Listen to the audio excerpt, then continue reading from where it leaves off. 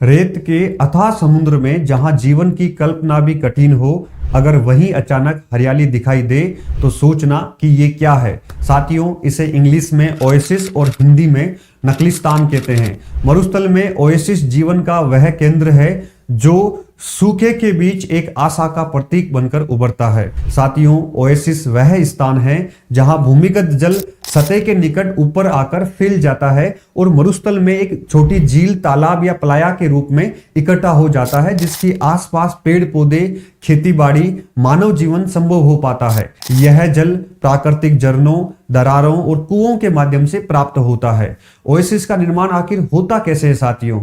इसका निर्माण भूजल स्तर के ऊपर उठने से, फोल्ड और दरारों के जल के इकट्ठे होने से, साथ ही जो आर्टिजियन बेसिन होते हैं, जो प्राकृतिक कुएं होते हैं, उनके जल के ऊपर उठने से और पर्वतीय क्षेत्रों से रिसकर आने वाले पानी से इसका निर्माण होता है मरुस्थल में। ओएसिस का अगर महत्व देखें साथियों, तो ओएसिस मरुस्थल में खजूर, गेहूं और जौ आदि कृषि के लिए महत्वपूर्ण है। यहां पर मानव बसावट हो जाती है और व्यापार मार्गों का विकास का यह केंद्र भी रहा है। प्राचीन काल में ओएसिस मरुस्थलीय व्यापार के प्रमुख केंद्र हुआ करते थे, जहां से ऊंटों के बड़े बड़े कारवाज गुजरकर यहां पर विश्राम के लिए और पानी के लिए रुका करते थे। साथियों, अगर विश्व के प्रमुख ओएसिस अगर हम देखें तो ये सहारा मरुस्थल, अरब मरुस्थल और थार के मरुस्थल में पाए जाते हैं। अगर जैसे भारत में देखें तो जैसलमेर और बाड़मेर में भी काफी इसके एग्जाम्पल मिलते हैं। तो साथियों, विश्व के प्रसिद्ध नकलिस्तान कहाँ पाए जाते हैं?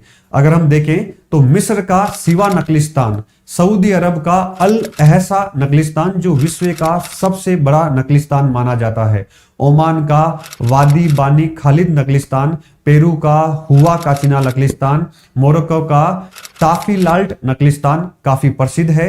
साथियों, यह जो नकलिस्तान होते हैं ये मरुस्थल का एक शानदार, सुंदर, हरा भरा पारितंत्र होते हैं। ये पर्यटन के दृष्टिकोण से भी काफी प्रसिद्ध हो जाते हैं। जैसे सऊदी अरब और सारा के मरुस्थल में इनको इको टूरिज्म के रूप में भी डेवलप किया जाता है, क्योंकि आसपास का पूरा जो मरुस्थल होता है वो सूखा होता है, शुष्क होता है, धूल भरी आंधियां आती है, लेकिन उसके बीच ये एक सुंदर भव्य द्वीप के समान, आइलैंड के समान हरा भरा दिखाई देता है, जिसमें चारों तरफ खजूर के पेड़ होते हैं और एक सुंदर हरा भरा दृश्य दिखाई देता है।